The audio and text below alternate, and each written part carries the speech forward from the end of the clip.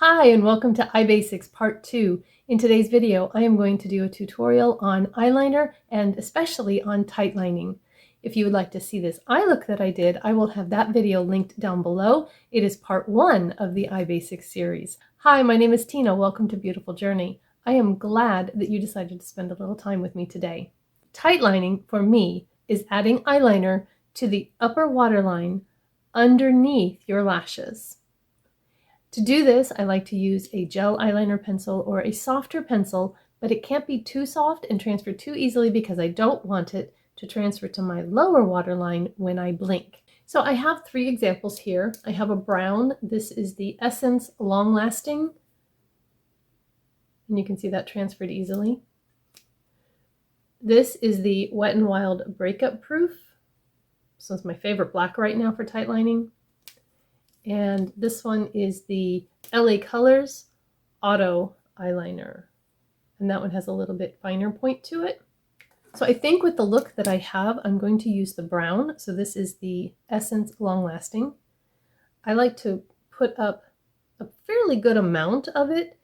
Because I wear contacts, I don't want to draw on the contact. So I use the pencil to move my eyelid. Okay. If you find that bringing a pencil close to your eye causes you to flinch or blink or back up or whatever, you're just going to need to practice getting used to having that pencil near your eye. So just look in your mirror and just move around and touch parts of your eye and just practice getting used to that before you actually go in trying to tightline. Don't look at the pencil when it's here. Look past it into the mirror. That will help. When you're at a point where you can then touch the pencil to your eye without flinching, then try and just draw a little bit. You don't have to do the whole eye at one time. You can do little bits at a time. So I did just a little bit on that outer corner. And now I'm going to come in and I'm going to do just a little bit more. And if you saw how I used the pencil to push up on that eyelid, it got it out of the way of what I can see very easily, and it also got it out of the way of my contact. Now I'm going to go in and I'm going to go just a little bit further in and draw that part. And then I can stop and I can blink and I can think, gosh, I'm almost done or whatever needs to be done. And then I can come into this inner corner and draw a little bit here. And if your eye starts to water, if you start to feel panicky or whatever, just stop. And then come back in and do a little bit more.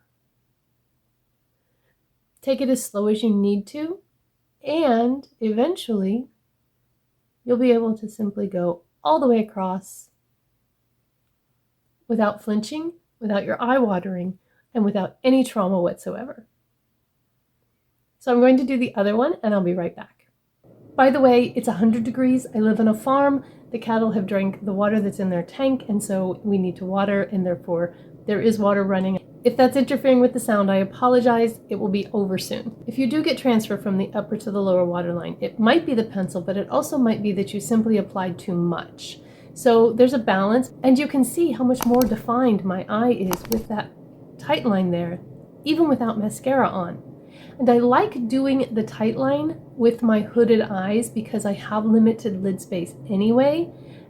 So when I put eyeliner above the lash line, that diminishes that lid space even more. Sometimes I do it anyway because I want that look, but for an everyday look, a lot of times I will just do the tight line and mascara and I won't do an over the lash line mascara. The other thing that I like to do is use a lighter color in the waterline. And for that, I'm going to use the LA Girl Shockwave Liner in Lullaby. And I like using a lighter color, like I said, with just a little bit of a shimmer, because I think it really brightens that area and opens up the eye rather than making your eye seem smaller by putting dark on both the top and the bottom.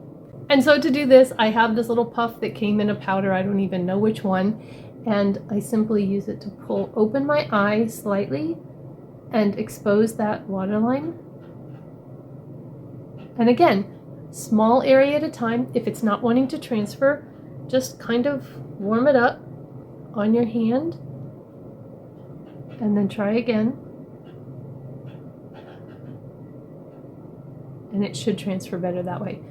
If it doesn't, it may be that your waterline is really wet, and maybe you take a little tissue and just kind of dab to dry the waterline slightly.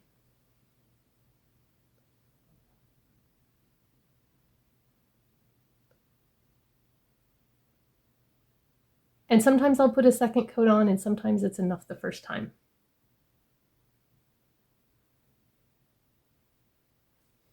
And so that's really all there is to tightlining. I am going to go ahead and put an eyeliner on the lash line so you can see that as well. And then maybe this will be kind of a comprehensive eyeliner tutorial. I am not going to do a wing. Wings simply don't work very well on my hooded eyes because this comes down and covers the wing. I have had some success with the iMethod winged eyeliner stamp, but I don't do that every day. That's kind of a special occasion thing. So I'm just going to put a little bit of brown eyeliner on and move on with this eye look. I really like the Physicians Formula 2-in-1 Eye Booster pen, so that's what I'm going to be using today. When I do eyeliner, I always use my 10X mirror because my eyes are just not the greatest anymore. So you simply close your eye, and for me, it's easier if I tip my head back just a little bit, because if I close my eye with my face straight ahead, my eye kind of squints and it's creasy. But if I tip my head back, then that lid straightens out and stretches and it's less creasy. If you have crepey eyes, then you are probably not going to be able to simply put your eyeliner down and go across, because you'll get little skips where the crepiness is. And I don't start right in the inner corner. I start in the middle and go out and then come back and catch the center, because where you first put down the pen is where you're going to get the most color. I try to keep it very close to the lashes and just use tiny little strokes. And then I come in a little bit and meet up to where I was. And then come in a little bit more. And finally, I will open my eye to get right into the inner corner. Okay? And I'm going to turn this way, and I'll keep this in and do it on both sides. So I start in the middle and go out, and then come a little further in and join, and a little further, and then open my eye to get the inner portion. And there you can see the eyeliner and the Tightline. I have very blonde eyelashes, so doing this bottom and top gives a really nice base for those lashes when I put the mascara on. I hope you are enjoying this Eye Basics series and that you will stick around for the next one. I am going to show you how to put on some false eyelashes. If you want to see that one, make sure you're subscribed, that notification bell is turned on, and your notifications are set to all so you won't miss any of my uploads. I hope you have a beautiful, blessed day, and I will see you in my next video. Bye-bye!